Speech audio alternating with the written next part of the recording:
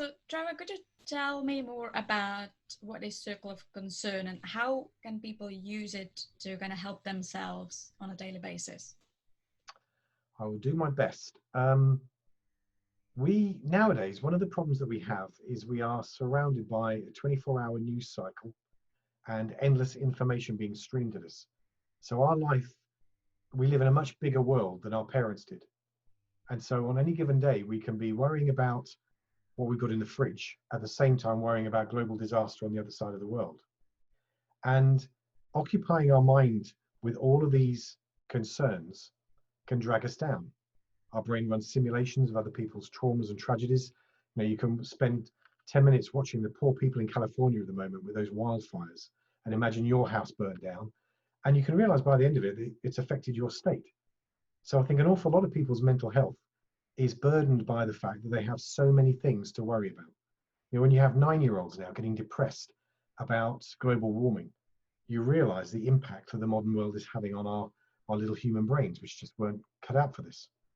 So a way of tackling this, and it comes back to both a Buddhist route and a Stoic route, is to imagine your mind is full of two categories of information. If I hold this thing up, which in Blue Peter fashion I prepared earlier, you have a circle of influence and a circle of concern. And it's really important that when you are thinking of something, that your mind is on one of those two things. Is this something within my circle of concern or something within my circle of influence? And the difference is a circle of influence is something that you can do something about, something that's happening within your remit, something where you can take action and it will have an effect on that thing.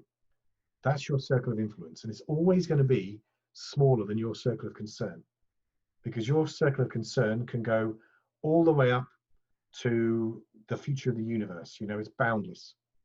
But the things that concern you are the things you have no power about. I cannot do anything about California.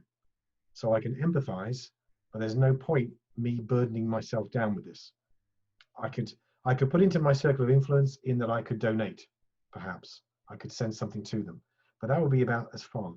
So it's not worth me giving an awful lot of my time to it, and certainly none of my anxiety.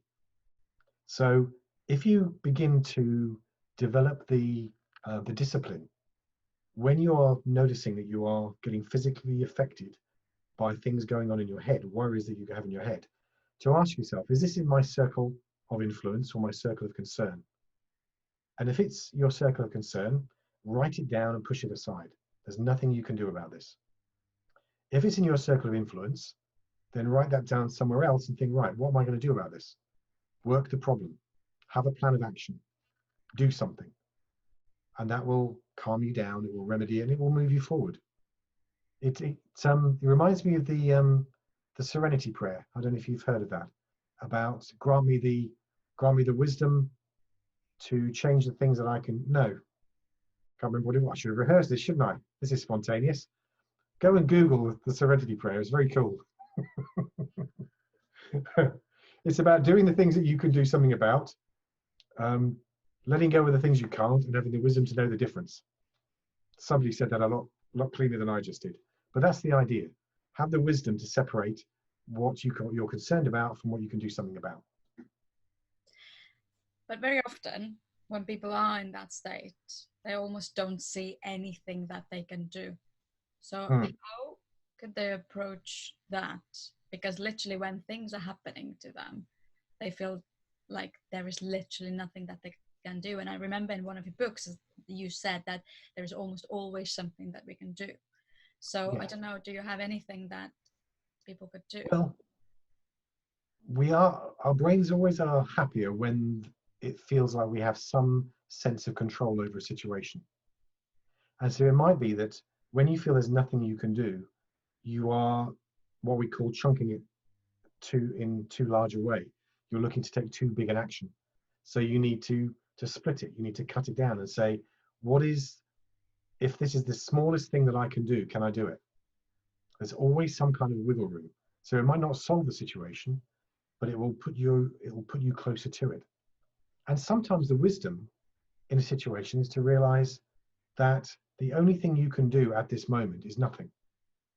that now is the time to wait. You look around at lots of people, the minute they're in a crisis, they just freeze and they do nothing. And this is an entirely different thing. Mainly, freezing is not the answer. There will be an action that you can take, even if it's a tiny action, because you'll find that by doing that tiny action, it might open the door to another action and another action. So anything more than nothing is progress. That's the idea behind it.